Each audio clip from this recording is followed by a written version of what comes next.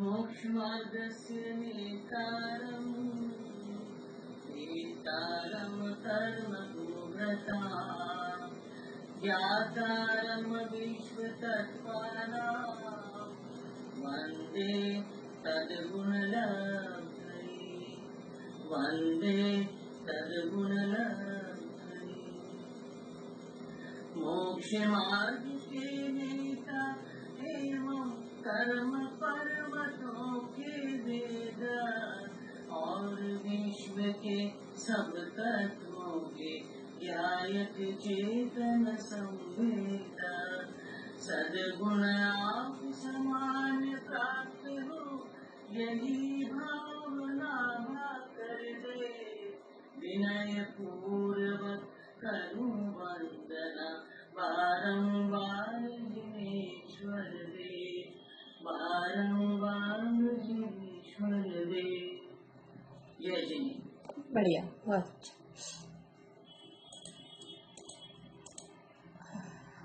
कल कौन करेंगे? जिनका नंबर नहीं आया वो हाथ खड़ा कर लें। अभी तक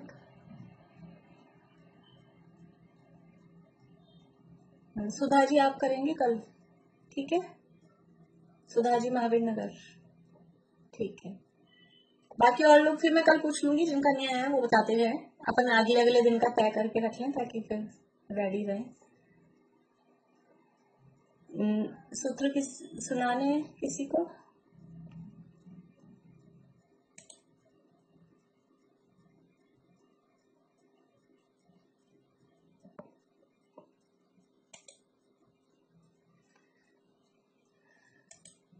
चलिए तो एक एक सूत्र बोले, आज सूत्र बोलेंगे सब मिलके। रेणु जी लोहाड़िया, फिर सुनीता आंटी, एक एक सूत्र बोलिए आप लोग। कौन सा बोलना? शुरू से।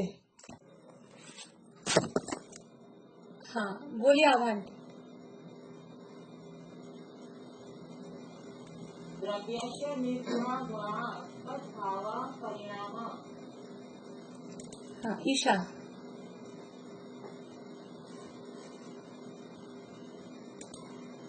अभी छठा अध्याय शुरू हो गया? नहीं, पांचवा ही चल रहा है, लास्ट के सूत्र चल रहे हैं।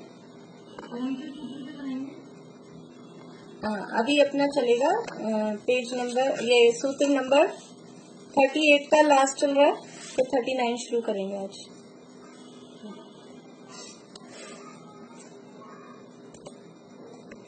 देखिए अपना सूत्र नंबर 38, यहाँ द्रव्य का लक्षण चल रहा है। द्रव्य किसे कहते हैं? द्रव्य किसे कहते हैं?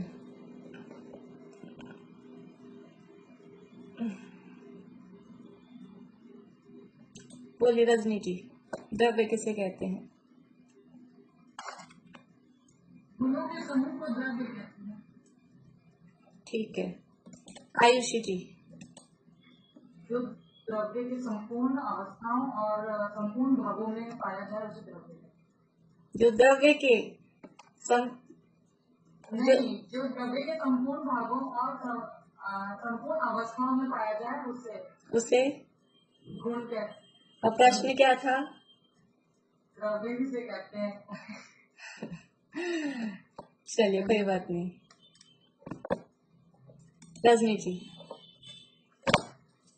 गुण और पर्यायों के समूह को द्रव्य कहते हैं। हाँ बढ़िया, गुण और पर्यायों के समूह को द्रव्य कहते हैं। यहाँ अभी जो अपना प्रकरण चल रहा है उस आधार पे परिभाषा हम देख रहे हैं। गुणों के समूह को द्रव्य कहते हैं, वो बात सही है, क्योंकि गुणों की ही पर्याय होती हैं। लेकिन उसको खुलासा करके कहें तो गुण और पर्यायों के समूह को द्रव्य कहते हैं, अथवा जो उत्पाद व द्रव्य से युक्त होता है उसे द्रव्य कहते हैं। ये द्रव्य की परिभाषा है। द्रव्य, गुण और पर्याय तीनों की परिभाषाएं, डेफिनेशन वो सबको आनी चाहिए, याद होनी चाहिए। मतलब बोलते ही गुण किसे कहते हैं, चलिए बोलिए, गुण किसे कहते हैं? नींदों में भी कोई पूछ ले ना, तो जैसे बच्चों को होता है ना, छोटे बच्चों को पढ़ाते हैं और मात्राएं सिखा रहे होते हैं, अक्षर सिखा रहे होते हैं, तो ऐसे बोलते हैं। उनसे पूछो कि समझ लीजिए किताब वर्ड है, तो ऐसे बोलेंगे कै में छोटी की मात्रा की, तै में आ की मात्रा ताब। नींदों में भी ऐसे ही बोलेंगे, उनको ऐसे ही रटाते हैं वहां प्ले स्कूल में, मात्राएं सिखाते हैं ना, तो अपने को कोई नींद में भी पूछे ना द्रव्य किसे कहते हैं, गुण किसे कहते हैं, पर्याय किसे कहते हैं, तो बिल्कुल रटी हुई होनी चाहिए उसी सेट लैंग्वेज में। ऐसा नहीं कुछ भी अपन प्रवचन करने लग जाए उसके ऊपर, वो परिभाषाएं याद होनी चाहिए। बोलिए मधु भाभी, गुण किसे कहते हैं? अनम्यूट करिए, अनम्यूट नहीं हुआ।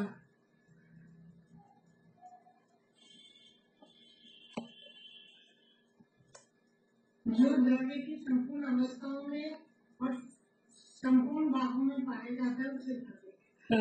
बढ़िया। जो द्रव्य के संपूर्ण भागों और उसकी संपूर्ण अवस्थाओं में पाया जाए उसे गुण कहते हैं।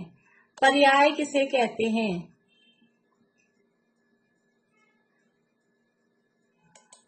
बेला जी। द्रव्य या गुणों के परिणमन को पर्याय कहते हैं। द्रव्य और गुणों के परिणमन को पर्याय कहते हैं। मतलब पर्याय का अर्थ क्या है?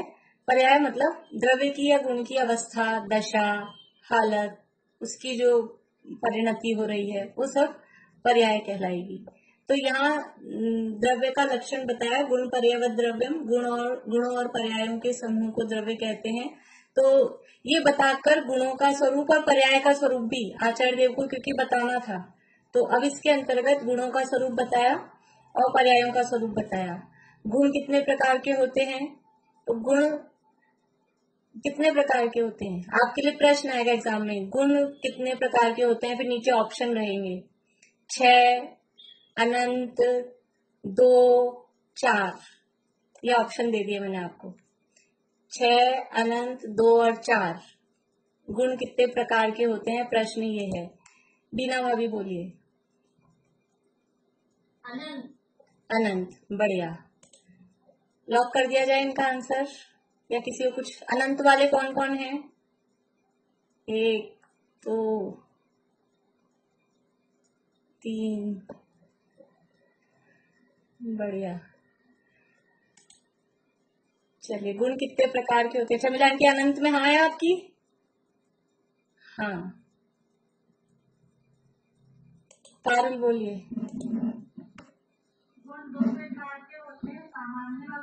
बहुत बढ़िया। गुण अनंत प्रकार के नहीं होते, गुण अनंत होते हैं लेकिन प्रकार पूछे जाएंगे तो गुण 2 प्रकार के होते हैं, सामान्य गुण और विशेष गुण। ऐसा तो अभी तो यही गड़बड़ हो गई आपकी। गुण कितने प्रकार के होते हैं? गुण अनंत प्रकार के नहीं होते, गुण अनंत होते हैं लेकिन प्रकार पूछेंगे तो सामान्य गुण और विशेष गुण। पर्याय कितने प्रकार की होती हैं? अब तो समझ में आ गया। ऑप्शन दूं या ऐसे ही बता देंगे? पर्याय कितने प्रकार की होती हैं? मृदुला जी। 2 प्रकार की होती है, अर्थ पर्याय और व्यंजन पर्याय, ऐसे 2 प्रकार की पर्याय होती हैं। देखो, ये पर्यायों को जानने से क्या लाभ है, अपन ने थोड़ी बहुत चर्चा की थी। ये व्यंजन पर्यायों को जानने से क्या लाभ है? ये अपनी आकुलता समाप्त होनी चाहिए। ये आकार प्रकार, व्यंजन पर्याय का मतलब है वो आकार प्रकार, और किसी भी चीज को देखें तो ये किस द्रव्य की अवस्था है, किसकी पर्याय है, इसमें मेरा क्या है। हम बाहरी चीजों में बहुत ज्यादा अपनापन, ऐसा लगता है यही मैं हूँ, ऐसा घुस जाते हैं। तो इससे हमको भेद विज्ञान भी होता है कि पुद्गल की अवस्थाएं हैं, पुद्गल की व्यंजन पर्याय हैं, शब्द बंध, सूक्ष्म स्थौल्य, ये सारा जो पढ़ा, इन सब से हमको जीवन में भेद विज्ञान, और यदि उसको अप्लाई करें, हम एक्चुअल में अप्लाई नहीं करते, हम यहाँ की बात यहाँ पढ़ लेते हैं, फिर दिन भर के काम, लेकिन यहाँ जो पढ़ा होता है उसको दिन भर देखना होता है। तो अगर उसको दिन भर अप्लाई करें, वास्तव में नहीं हो पाता है, वो काम में अपन इतने इन्वॉल्व हो जाते हैं, तो वो आदत नहीं है ना, क्योंकि वो याद ही नहीं रहता है। लेकिन धीरे धीरे कोशिश करके अगर आदत बनाए उसकी, तो वो हमारी आकुलता उस हिसाब से कम भी हो सकती है। रश्मि जी, प्रश्न है आपका या जवाब देने के लिए खड़ा किया है? ठीक है। इसके बाद अपनी कल बात चल रही थी, देखिए यहाँ से आगे बढ़ते हैं, फिर वो नहीं विषय पूरा नहीं हो पाता है। ये जो 38वां सूत्र है, पेज नंबर आएगा, पेज नंबर ही नहीं डले हुए हैं, 38 नंबर का सूत्र निकाल लीजिए, उसमें बीच में से अपने को पढ़ना है। 38 नंबर के सूत्र में 5वें अध्याय में लास्ट में आप लोगों की बुक में तो बीच में ही होगा, पेज देख लीजिए जो भी है। द्रव्य या गुणों के परिणमन को पर्याय कहते हैं। प्रत्येक द्रव्य के प्रत्येक गुण की प्रति समय एक पर्याय होती है। इस प्रकार द्रव्य में गुण तो एक साथ होते हैं और पर्याय क्रमशः होती हैं। ये बात कल अपन ने देखी थी। एक द्रव्य है, एक द्रव्य में गुण कैसे रह रहे हैं? गुण एक के बाद एक होते हैं क्या? कोई भी द्रव्य है, कल भी हमने उदाहरण लिया था, ये पुद्गल है तो इसमें पहले स्पर्श आता होगा, फिर उसके बाद में रस आता होगा, फिर गंध आती होगी। ऐसा है कि चारों चीजें एक साथ ही हैं। सोना है तो उसमें चिकनापन, पीलापन, भारीपन वो एक साथ है कि एक के बाद एक वन बाय वन आते हैं? वो एक साथ हैं। तो द्रव्य में गुण तो सारे एक साथ रहते हैं, लेकिन द्रव्य की जो पर्याय है वो एक साथ नहीं होती। जैसे सोने की चूड़ी रूप पर्याय है, अभी सोना को हम द्रव्य मान रहे हैं, तो सोने की जो चूड़ी रूप पर्याय है, और उसी समझ लीजिए हमारे पास उतना ही सोना है। कोई ऐसा कह सकता है हमारे पास तो चूड़ी भी है और चैन भी है, लेकिन हम समझे हमारे पास वो उतना ही सोना है, उस पूरे सोने की हमने चूड़ी बना ली। अब हमको चैन चाहिए और हमारे पास कुछ नहीं है एक्स्ट्रा, रुपए पैसे सोना चांदी कुछ नहीं, हमको उसी में से करना है जो भी करना है। तो अब उसकी जब चूड़ी रूप अवस्था है तब चैन रूप अवस्था है क्या? नहीं। जिस समय चूड़ी रूप अवस्था है तब चैन रूप अवस्था नहीं है। फिर हमने उसकी चैन बनवा दी, तो अब जब चैन रूप अवस्था है तो चूड़ी रूप अवस्था नहीं है। तो जो अवस्थाएं हैं, जो पर्याय हैं, वो क्रम से आती हैं, एक के बाद एक आती हैं। गुण है वो सारे एक साथ रह रहे हैं द्रव्य में, स्पर्श भी, रस भी, गंध भी, वर्ण भी, वो सब एक साथ रह रहे हैं। लेकिन जो द्रव्य की पर्याय हैं, अभी अपन द्रव्य की पर्याय की बात करो, व्यंजन पर्याय की तरफ से बात करो, तो वो एक के बाद एक आती हैं, एक साथ सारी अवस्थाएं नहीं आती। जैसे ये मनुष्य रूप है, तो मनुष्य की अवस्थाएं 3 होती हैं। अभी मनुष्य को अपन एक द्रव्य मान लें उदाहरण के लिए, तो मनुष्य की 3 अवस्थाएं हैं, बचपन, जवानी, बुढ़ापा। तो एक साथ होता है क्या? एक ही मनुष्य में एक साथ बचपन भी, जवानी भी, बुढ़ापा भी एक साथ है क्या? ये एक साथ नहीं होगा, क्रम से आएगा। पहले बचपन, वो क्रम भी निश्चित होता है। ऐसा नहीं ठीक है 3 अवस्थाएं हैं, पहले बुढ़ापा ले आओ, फिर बचपन ले आओ, फिर लास्ट में जवानी रहे तो सही रहे। ऐसा कुछ हो सकता है कि वो एक के बाद एक आती हैं और वो सब सेट है उनका कि किसके बाद कौन सी आनी है। तो ये पर्याय हैं, वो एक के बाद एक आती हैं, और गुण है वो द्रव्य में सारे के सारे एक साथ रहते हैं।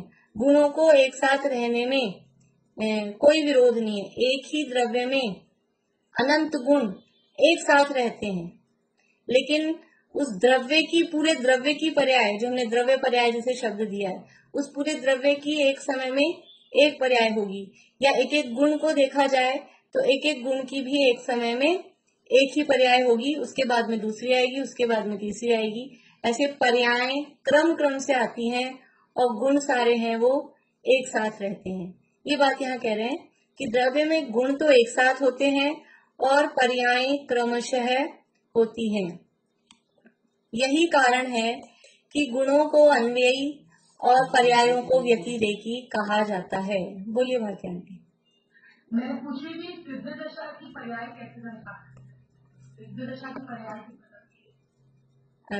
बदलती है। अब कैसे समझा सकते हैं? देखिए उनका अब गुणों के आधार पे बताएंगे। उनमें केवल ज्ञान रूप अवस्था है, ज्ञान गुण है सिद्ध भगवान में। सिद्ध भगवान में ज्ञान गुण है, वो केवल ज्ञान रूप है अभी। तो वो उस केवल ज्ञान में बदलाव होता है कि नहीं होता है? केवल ज्ञान में बदलाव होता है कि नहीं होता है? बताइए आप।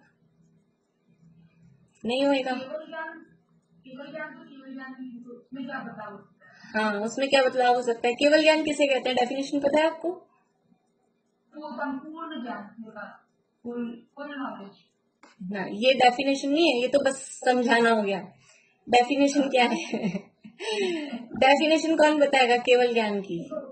मैं अच्छे स्कूल में नहीं गई। शीला भाभी बोलिए डेफिनेशन। केवल ज्ञान किसे कहते हैं?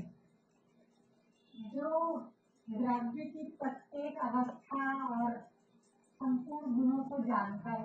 नहीं नहीं, जानने से लगता है वो आप भी समझा रहे हैं। किसको याद है डेफिनेशन? सरोज आंटी याद है? बहुत रटाई है मैंने आप लोगों को।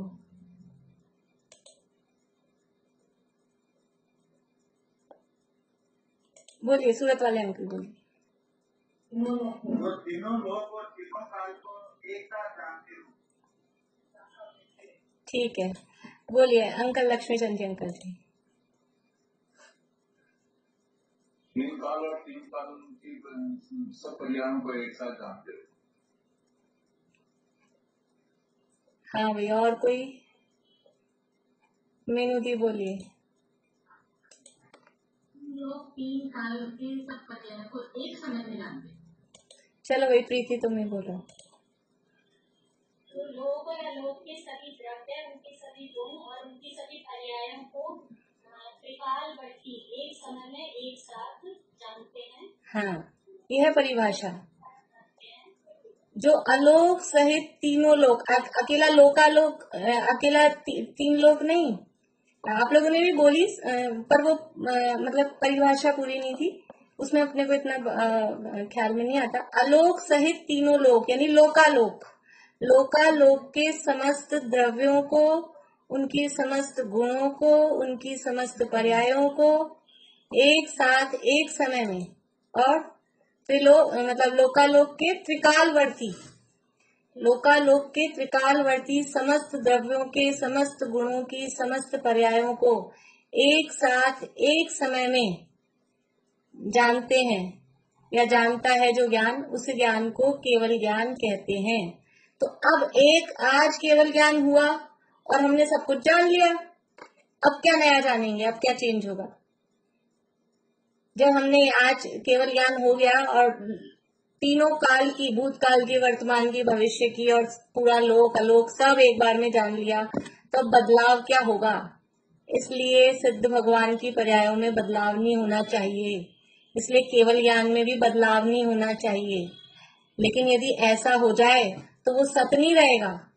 यदि उत्पाद वैसे रहित हो जाएंगे तो सत नहीं रहेगा। उत्पाद व द्रव्य युक्तम सत होता है, और ये उत्पाद व नहीं रहेगा तो फिर वो सत भी नहीं रहेगा, यानी द्रव्य का नाश हो जाएगा। तो बदलाव तो होता है, किस रूप में होता है कि आज केवल ज्ञान प्रकट हुआ। आज कौन सा डे है? ट्यूसडे, 18 तारीख ट्यूसडे है ना आज ट्यूसडे, आज केवल ज्ञान हुआ। तो आज क्या जानेंगे कि आज ट्यूसडे वर्तमान है। मोटा उदाहरण दे रही हूं मैं, बहुत स्थूल। ट्यूसडे वर्तमान है, मंडे वो भूतकाल था, और वेडनेसडे वो भविष्य होगा। ऐसा ही जानेंगे ना। अब कल का दिन आएगा, कल का दिन आएगा तो उनके केवल ज्ञान में क्या दिखेगा? आज ट्यूसडे है। जब कल वेडनेसडे हो जाएगा तो उनके केवल ज्ञान में क्या दिखेगा? कि आज ट्यूसडे है, क्योंकि उन्होंने तो वो जान लिया था, बदलाव तो होगा नहीं। समझ में आ रहा है क्या कह रही हूं मैं? केवल ज्ञान, यदि हमको ऐसा लगता है केवल ज्ञान में तो सब कुछ जान लिया, बदलाव नहीं होना चाहिए, लेकिन बदलाव होगा। जैसे ये ज्ञेयों में परिणमन हो रहा है ना, जो पदार्थ उनके ज्ञान में आ रहे हैं वो पदार्थ तो बदल ही रहे हैं ना, तो वो पदार्थों के बदलने से इधर ज्ञान में भी बदलाव होगा। जैसे कि आज ट्यूसडे था, कल वो वेडनेसडे आज में आ जाएगा, तो कल क्या जानेंगे कि वर्तमान में वेडनेसडे और भूतकाल में ट्यूसडे और भविष्य काल में थर्सडे। तो ऐसे करके स्थूल उदाहरण दिया है, ऐसे करके वो द्रव्यों में जैसे जैसे परिणमन होता जाएगा, यद्यपि एक साथ दिख रहा है लेकिन वो काल के हिसाब से हर अगले समय में, वर्तमान समय वो भूतकाल में चला जाएगा और अगला समय वो वर्तमान बन जाएगा और आगे वो भविष्य। इस तरह से केवल ज्ञान में भी बदलाव होता है। तो सभी में, सिद्धों में भी इसी तरह से, वो केवल ज्ञान की अवस्था बदल रही है तो सिद्धों में अवस्था बदल रही है या नहीं बदल रही, इससे हमको समझ में आएगा। अब वो एक सी होती है तो हमें पता नहीं लगता, हमें अभी पता नहीं लगेगा। हमको अपना बच्चा अपने साथ रहता है ना, तो हमको यही समझ नहीं आता इसकी हाइट बढ़ रही है क्या। दूसरा आदमी अब मिलते हैं ना, अभी लोग 6 महीने बाद कोई मिलेगा, कोई साल भर बाद मिलेगा, कोई 2-4 साल बाद मिलेगा, तो उनको लगता है कि इसकी तो हाइट बढ़ गई। अपन रोज देखते रहते हैं तो कपड़े छोटे दिखते हैं तो समझ में आता है, नहीं तो अपने को पता ही नहीं चलता इसकी हाइट बढ़ रही है। तो वो ऐसा एक सी अवस्था होती है तो हमको पकड़ में नहीं आता है, लेकिन परिणमन तो हो ही रहा है, ये निश्चित है। देखिए, तो यही कारण है कि गुणों को अन्वयी और पर्यायों को व्यतिरेकी कहा जाता है। 2 शब्द हैं, अन्वयी और व्यतिरेकी। अन्वयी यानी अन्वय, अन्वय शब्द से बना है अन्वयी। अन्वय का अर्थ होता है वही वही वही वही वही वही, या एक साथ रहना, वो कहलाता है अन्वय। अन्वय का मतलब है कि सब एक साथ फैल के रह रहे हैं, वो कहलाएगा अन्वय। एक साथ रहना उसको समझ लीजिए अन्वय, इकट्ठे रहना, एक साथ रहना, वो अन्वय। और व्यतिरेक का मतलब क्या है? व्यतिरेक का मतलब है एक के बाद एक के बाद एक के बाद ऐसे होना, वो कहलाता है व्यतिरेक। तो गुण है वो अन्वयी है, मतलब गुण एक साथ रहते हैं, एक समय में सारे के सारे गुण हैं, तो गुणों को कहा जाता है अन्वयी। और पर्याय एक समय में सारी की सारी नहीं है, वो एक के बाद एक के बाद एक के बाद एक के बाद ऐसे एक एक एक ऐसे होती हैं, तो पर्यायों को कहा जाता है व्यतिरेकी। आप लोगों को ये परिभाषा देखनी हो ना केवल ज्ञान की, और ये अपने पहले अध्याय में सब दी है, 5 ज्ञान का प्रकरण जहाँ है, जो परिभाषाएं हैं पहले अध्याय में, पेज नंबर में देख के बताती हूँ।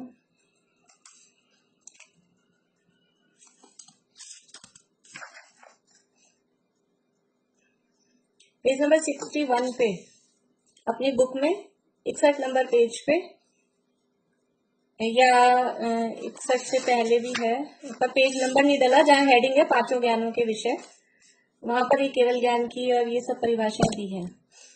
देखिए आगे, ये बात समझ में आ गई। गुण एक साथ होते हैं, पर्याय क्रम से होती हैं।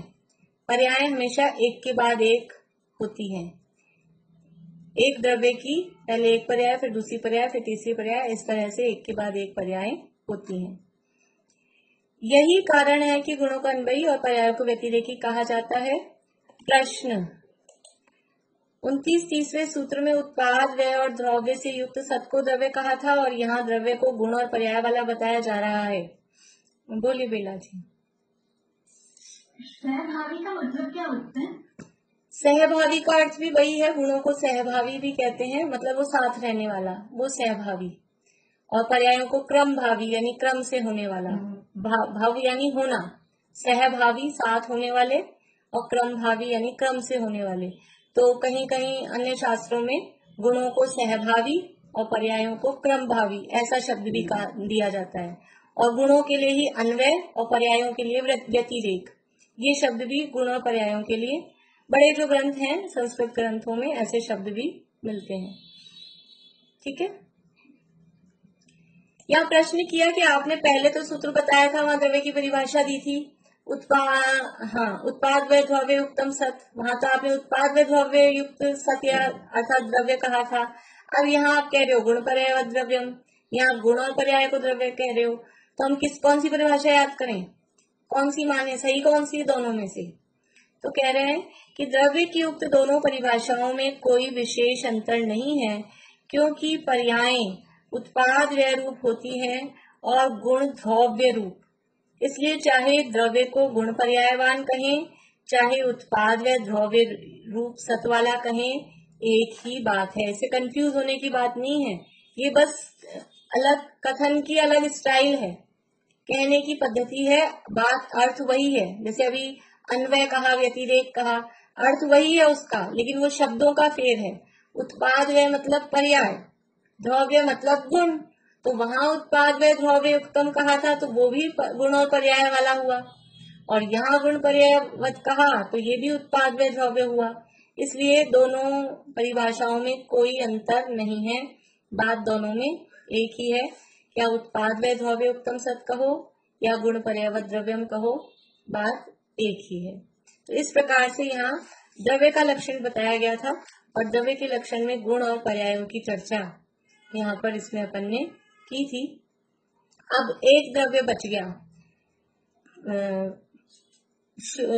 बताने क्या वाले थे इस अध्याय में, चौथे अध्याय तक तो जीव का वर्णन किया था, तत्वार सूत्र है, 7 तत्वों की चर्चा चल रही है, और पहले तत्व का नाम, 7 तत्व के नाम किसको पकड़ा जाए?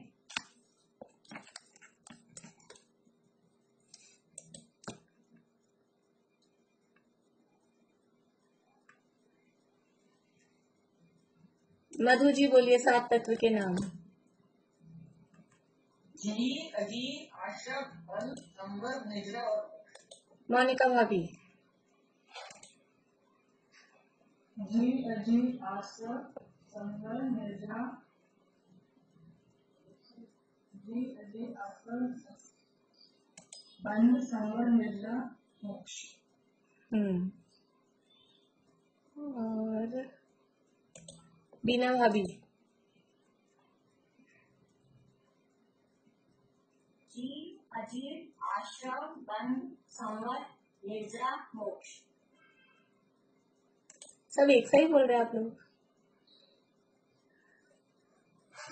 नकल नहीं करनी चाहिए एक दूसरे की, कुछ अलग बोलिए। बोलिए अनीता जी। जीव अजीव आश्रम बंध संवर निजरा मोक्ष। बढ़िया। चलिए, और बाकी लोगों को सबको पता ही है, वो तो 7 तत्व हैं। ईशा याद है ना? जीव अजीव आश्रव। देखिए आश्रव बोलते हैं बहुत लोग, श्रय नहीं होता, स में र लगा होता है। आश्रव स है वो शब्द, लिखते भी श्रय है, तो हमें सीखते समय सही कर, ये ऐसा लिखते हैं श्रय, श्री वाला, ये गलत है।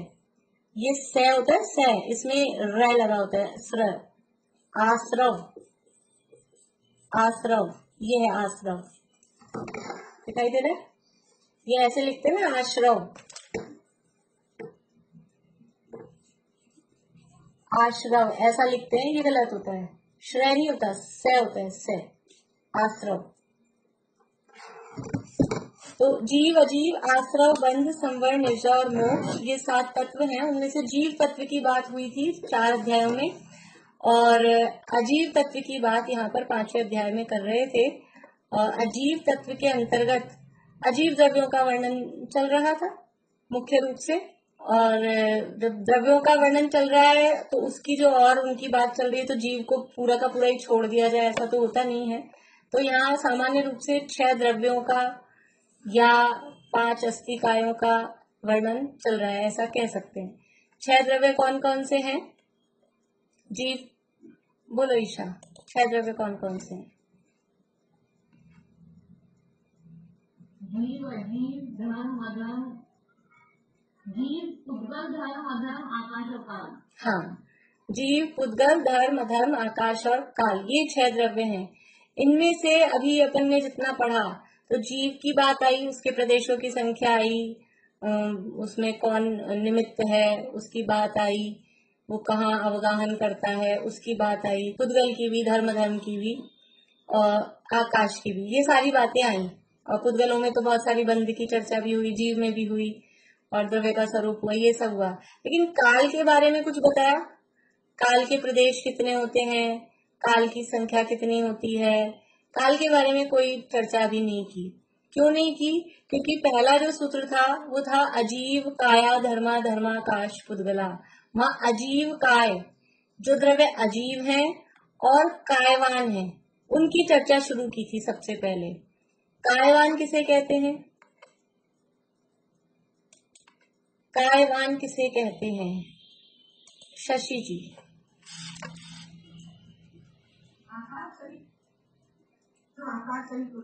आकार सहित होते हैं।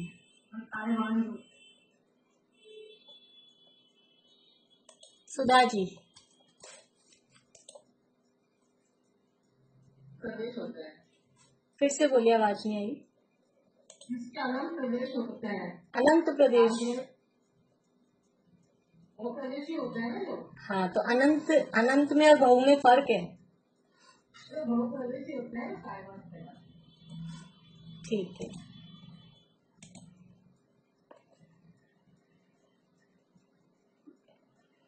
बोलिए सरोजा आंटी।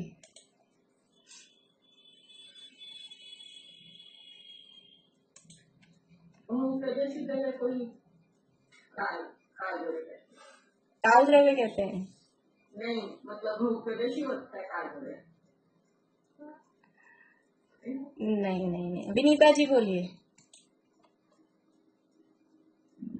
आपने पूछा है कि अस्थिकाय किसे कहते हैं, बहुत प्रदेशी द्रव्य को अस्थिकाय कहते हैं। बढ़िया।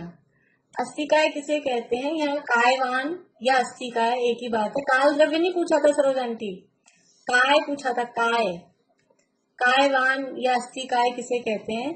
तो बहुप्रदेशी द्रव्य को, अनंत प्रदेशी द्रव्य को नहीं, बहुप्रदेशी द्रव्य को काय कहते हैं। बहुप्रदेशी द्रव्य का मतलब कि जिस द्रव्य के प्रदेश एक से ज्यादा हैं, उन द्रव्यों को काय कहते हैं। तो जो 80 कायों की चर्चा अभी पीछे चल रही थी, 80 काय या कायवान द्रव्य कितने हैं?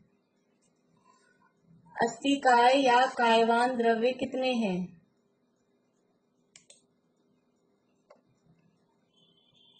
चमेली आंटी, जिनको आता है सबने उंगलियां दिखा दी, और ये ऐसे भी जो दिखा रहे हैं वो भी दिखा रहे हैं, कितनी है? बोलिए चमेली आंटी। 5। जो बहुप्रदेशी हैं या अस्थिकाय हैं, कायवान, हाँ बोलिए कौन कौन से 5?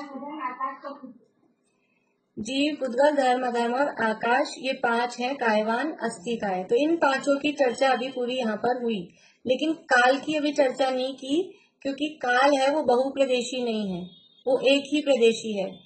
यदि भी जो पुद्गल का परमाणु है, शुद्ध पुद्गल है, वो भी एक प्रदेशी है, लेकिन स्कंद जो है वो बहुप्रदेशी होता है, इसलिए उनकी चर्चा यहाँ साथ में कर ली थी।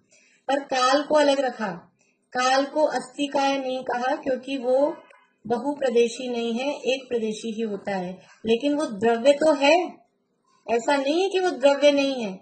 क्यों है काल द्रव्य? काल जब अस्थिकाय नहीं है तो उसको हटा दो। एक कोई दर्शन या कोई मत, कोई संप्रदाय ऐसा भी है, वो काल को द्रव्य ही नहीं मानते कि काल कोई द्रव्य नहीं है, क्योंकि अस्थिकाय ने नहीं लिया ना उसको, तो वो समझते हैं अस्थिकाय नहीं है इसलिए मतलब वो है ही नहीं, द्रव्य ही नहीं है, ऐसा भ्रम उनमें चलता है। लेकिन काल भी एक द्रव्य है, कैसे हम कह सकते हैं? बोलो प्रीति।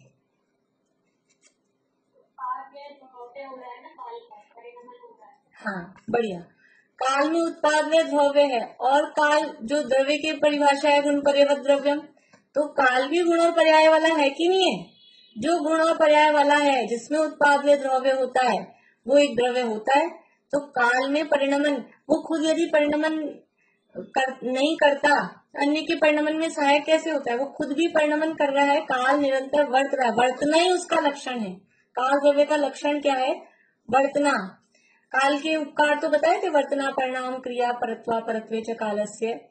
वर्तना जो है, वर्तना मतलब वर्त रहा है, निरंतर व्यतीत हो रहा है। तो ये व्यतीत होना है, बिना परिणमन के होगा क्या? परिणमन नहीं होगा तो वो निकलेगा, व्यतीत कैसे होगा?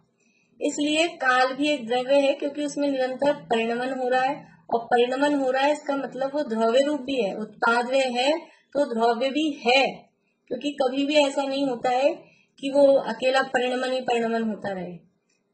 और अनंत गुण उसमें भी है, अस्तित्व, वस्तुत्व आदि और वर्तना आदि, ये गुण भी है, गुण पर्याय वाला है, उत्पाद व द्रव्य वाला है, इसलिए काल भी एक द्रव्य है। तो यहाँ वही बता रहे हैं। आप लोगों ने प्रश्न पूछने के लिए तो नहीं खड़े कर रखे ना हाथ? जीव, पुद्गल, बोलिए मधु भाभी, अनम्यूट करिए। बताने के लिए क्या? ठीक है, मैं डाउन कर रही हूँ अब आपका हाथ। जीव, पुद्गल, धर्म, अधर्म और आकाश, इन 5 अस्थिकाय द्रव्यों की चर्चा तो विस्तार से हुई, पर बहुप्रदेशी न होने से अभी तक काल द्रव्य की चर्चा नहीं हुई, अतः अब उसकी चर्चा करते हैं। सूत्र है 39 और 40, प्रीति बोलना पीछे। कालश्च, कालश्च सोनंत समयः, सोनंत समयः,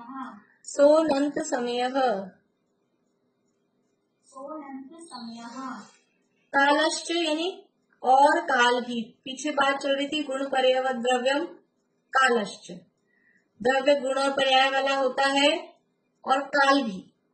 क्या मतलब हुआ कि काल भी एक द्रव्य है, द्रव्य की बात आई थी ना, द्रव्य गुण पर्याय वाला होता है, तो काल भी गुण पर्याय वाला होता है, काल भी द्रव्य है, ये यहाँ बता रहे हैं। कालश्च, और काल भी होता है, ये सूत्र है शॉर्ट में कहने के लिए पीछे से जो बात चल रही थी उसी को यहाँ पर कंटिन्यू किया, तो ऐसे लगेगा कालश्च।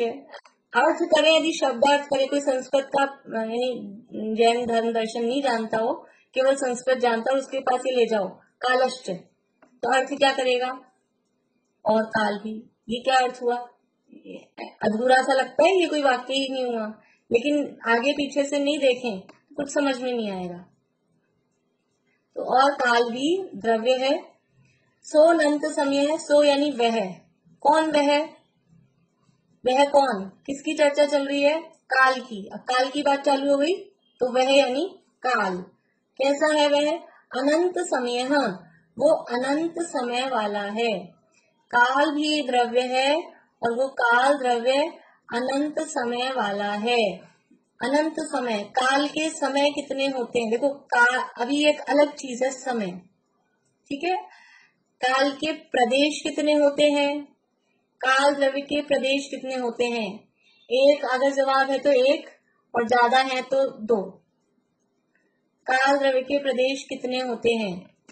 एक आपका जवाब है तो एक उंगली दिखानी है, दो जवाब है तो दो, या दो से अधिक है तो दो उंगली दिखानी है। एक उंगली दिखा रहे हैं, बढ़िया। यानी काल द्रव्य एक प्रदेशी है, ठीक है। तो प्रदेश तो एक है। फिर काल द्रव्य की संख्या कितनी है? संख्या कितनी है काल द्रव्य की? एक है तो एक, असंख्यात है तो दो, अनंत है तो तीन, ठीक है। दो दो दो, चलिए, यानी काल द्रव्य असंख्यात है, ठीक है। काल द्रव्य की संख्या कितनी है? असंख्यात। काल द्रव्य के प्रदेश कितने हैं? एक। प्रदेश एक है, संख्या असंख्यात है। अब यहाँ क्या कह रहे हैं? काल के समय अनंत है। काल के समय, समय जो है, देखो काल के जो काल द्रव्य है, काल द्रव्य के दो भेद किए जाते हैं। ईशा, आपने शुरू के पढ़े हैं इस अध्याय के सूत्र?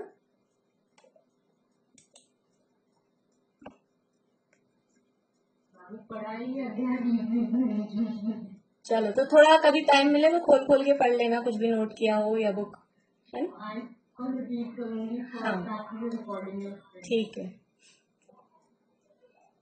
तो मोनिका अभी भी कभी कभी आते हैं, लेकिन फिर भी आते रहते हैं। तो ये वरना क्या होता है, फिर ऐसा लगता है ना कुछ समझ नहीं आ रहा, तो कुछ लोग ऐसे फिर, लेकिन ये लोग हैं मतलब पुरुषार्थी हैं, ऐसे बंद नहीं करते। वरना कुछ लोग सोचते हैं कुछ समझ में तो आ नहीं रहा, इतने दिन की छुट्टी हो गई तो बंद ही कर दो, लेकिन ऐसा नहीं करना चाहिए। थोड़ा थोड़ा भी, जब भी आ पा रहे हैं, मान लो रेगुलर नहीं आ पा रहे हैं, कुछ कारण है, तो जब भी आ पाते हैं तो कुछ तो समझ में आता है, आगे पीछे का जोड़ सकते हैं अपन। तो काल के समय कह रहे हैं, काल के समय अनंत है। समय कैसे है कि काल द्रव्य है दो प्रकार का है, एक निश्चय काल और एक व्यवहार काल। ये छेड़ाला में भी थोड़ा सा अपन ने पढ़ा था, जिन लोगों ने छेड़ाला पढ़ी होगी इसी भाग में, निश्चय काल और व्यवहार काल। नियत वर्तना निषिदिंसो व्यवहार काल परिमाणो, उसमें छंद आता है। एक काल द्रव्य के दो भेद हैं, एक निश्चय काल, एक व्यवहार काल। निश्चय काल किसे कहते हैं, व्यवहार काल किसे कहते हैं?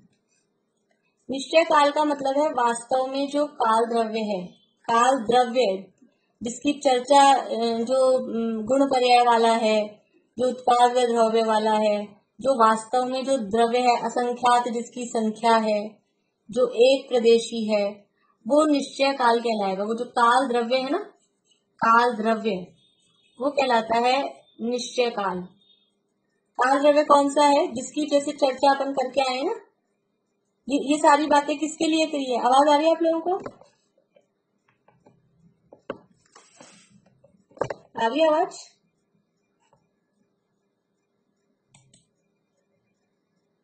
मुझे आप लोगों के चेहरे सब अटके अटके दिख रहे हैं, इसलिए ठीक है, ठीक है।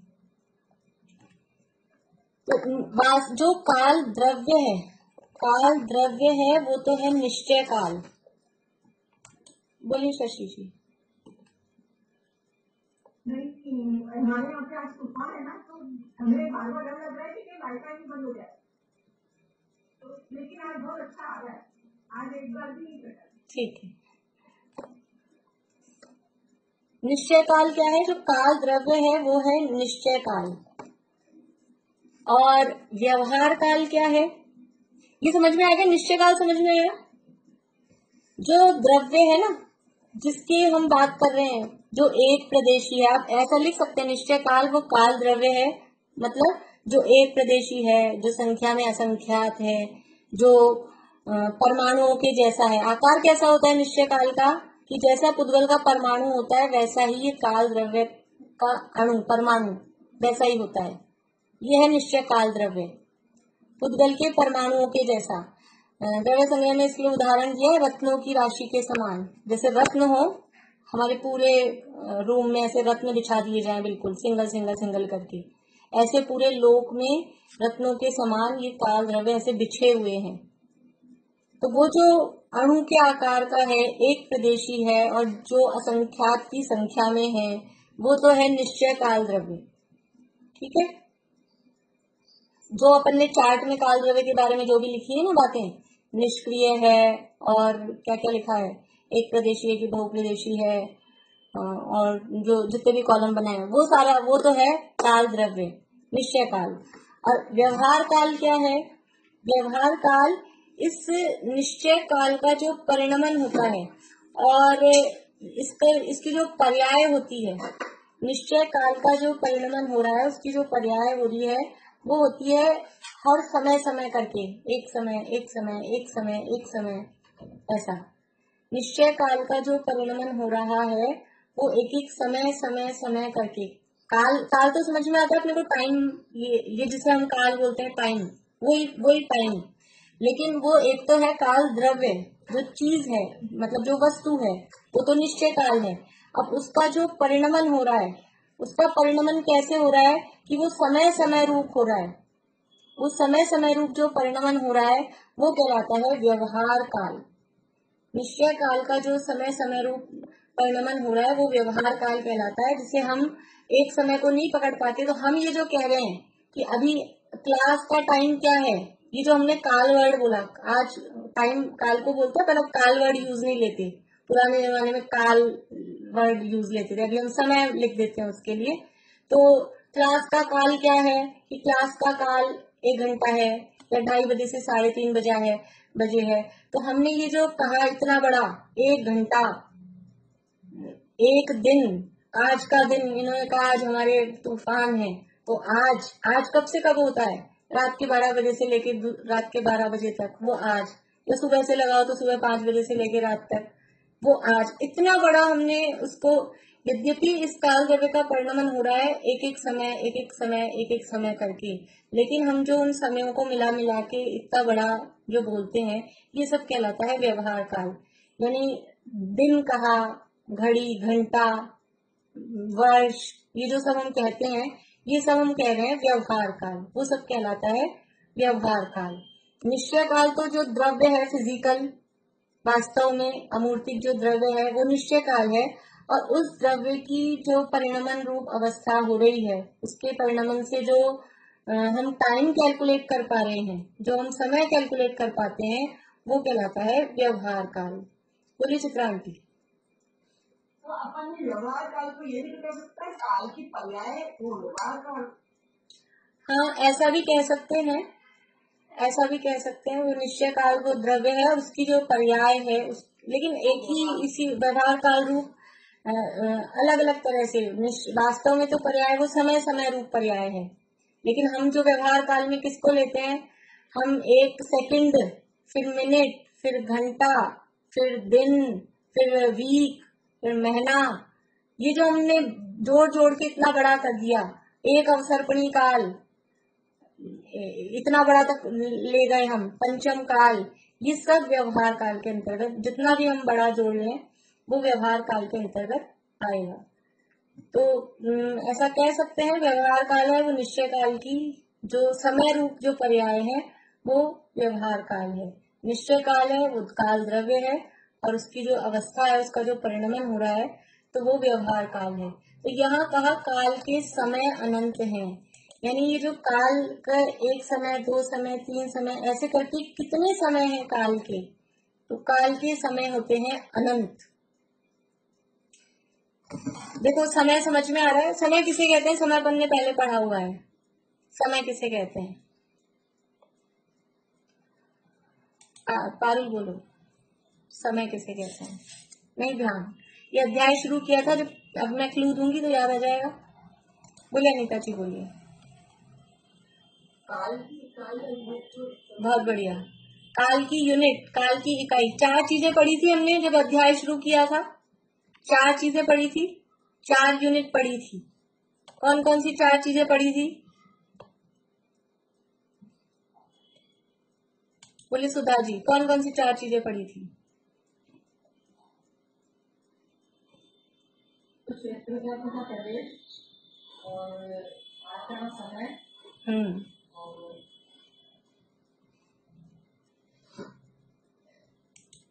चलिए मृदुला जी बोलिए।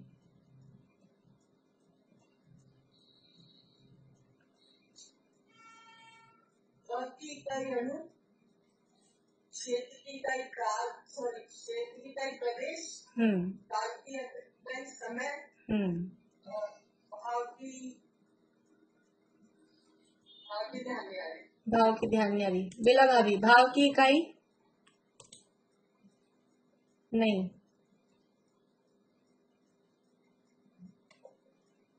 बोलिए आयुषी जी।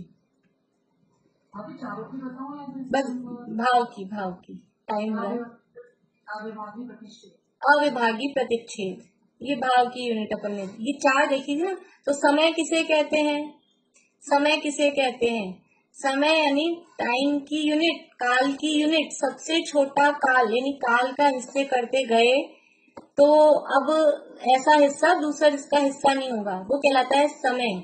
तो जो काल द्रव्य की जो पर्याय हो रही है, जो उसका परिणमन हो रहा है, उसके सबसे छोटा अंश जो है वो समय है। तो ऐसे कितने समय होते हैं टोटल काल में?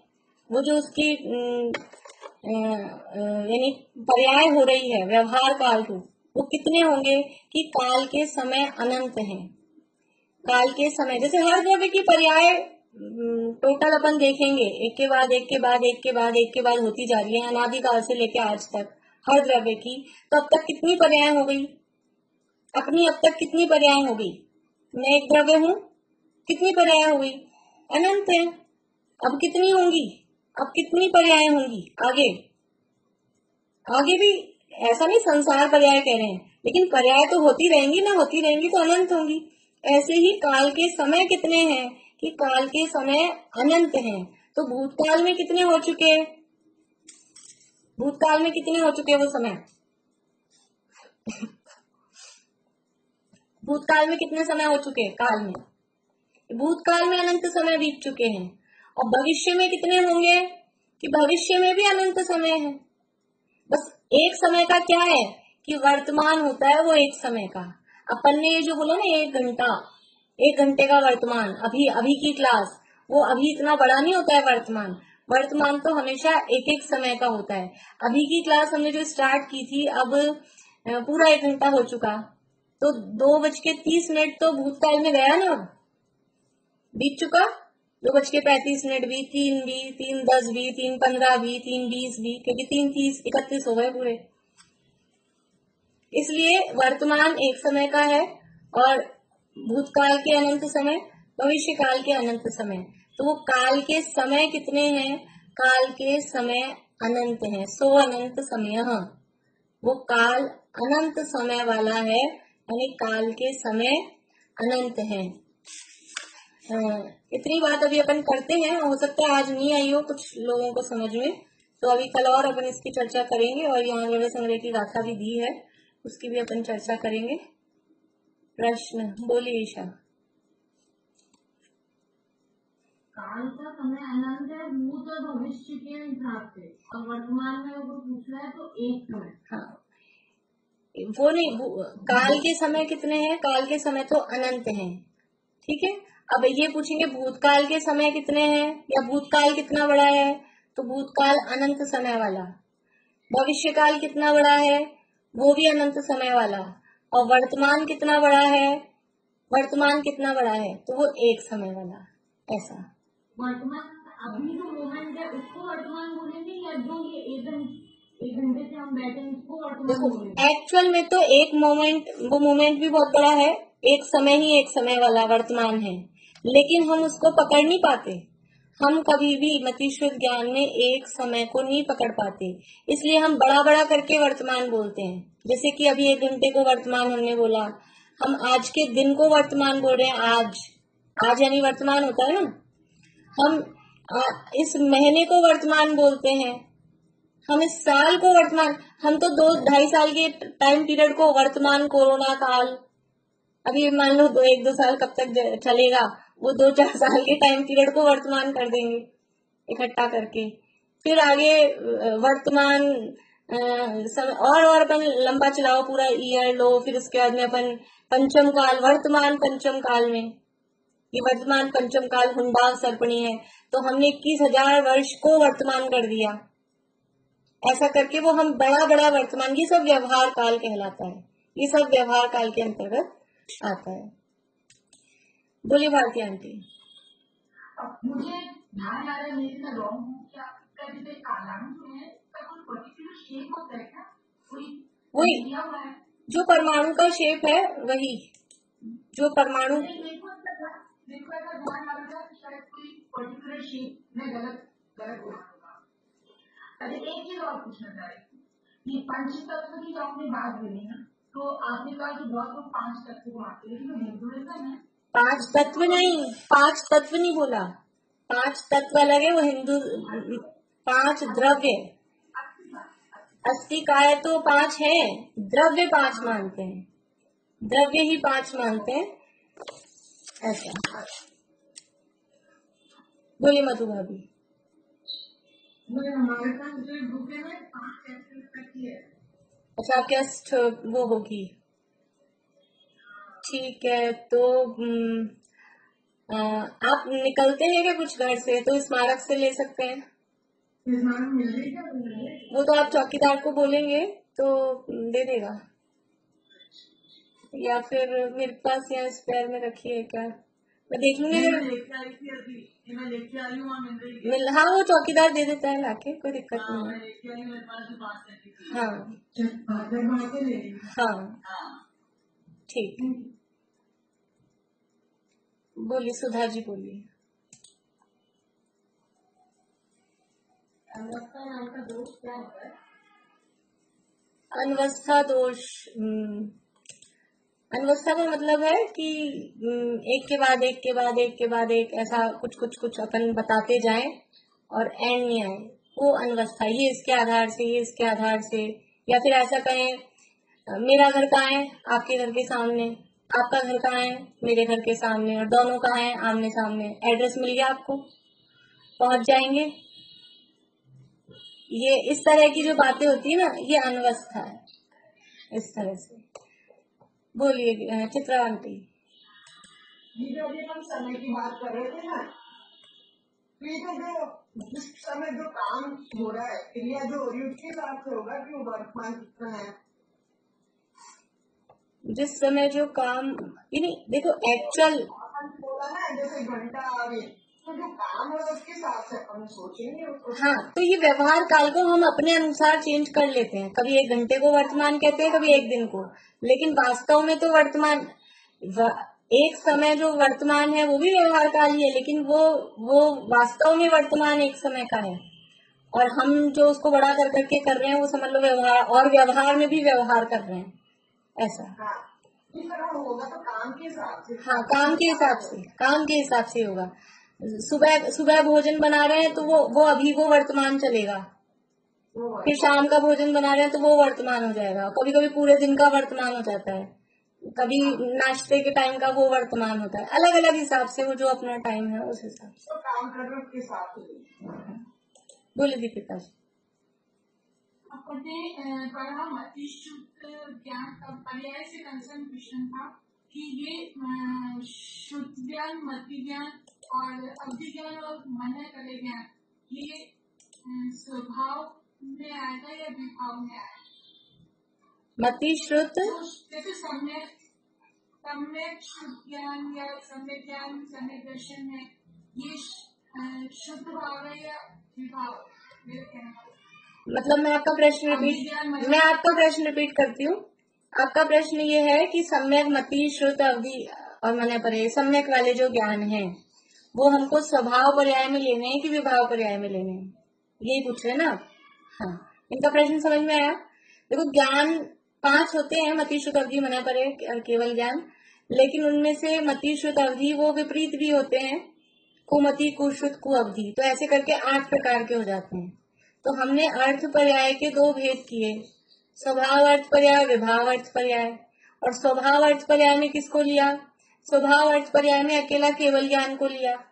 और बाकी के जो 7 थे ना, बाकी के 7 विभाव अर्थ पर्याय में गए। तो प्रश्न ऐसा लग रहा है कि उनको विभाव में क्यों लिया, उनको स्वभाव में लें कि विभाव में लें। तो यहाँ अलग अलग तरह से स्वभाव विभाव का विभाजन अलग अलग जगह किया जाता है। वो सम्यक है वो बात अलग है, लेकिन वो स्वभाव रूप अवस्था नहीं है। पर वहां परिभाषा क्या दी है विभाव के लिए? पर निमित्त से हुई जो अवस्था है। तो ये जो मति श्रुत अवधि मने परे भले ही सम्यक है, लेकिन सम्यक मति श्रुत ज्ञान भी क्या वो डायरेक्ट आत्मा से हो जाएगा? सम्यक मति श्रुत ज्ञान होगा वो इंद्रियों मन की सहायता से होगा कि डायरेक्ट आत्मा से होगा? होगा तो इंद्रियों मन की सहायता से ना।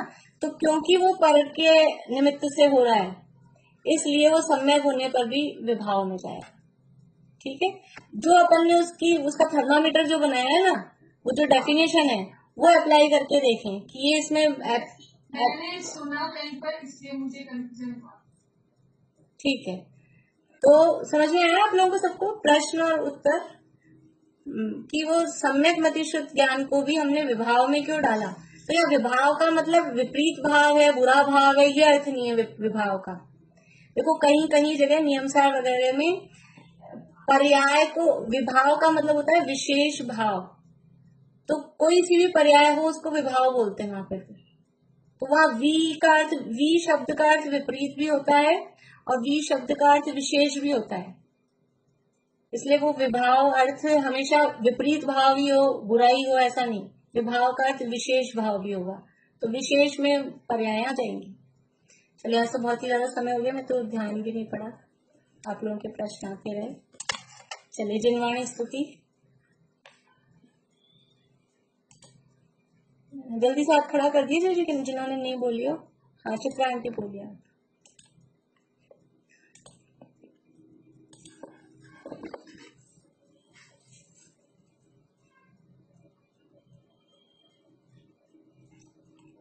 चित्रा आंटी अनम्यूट हो गए आप? हाँ, बोलिए।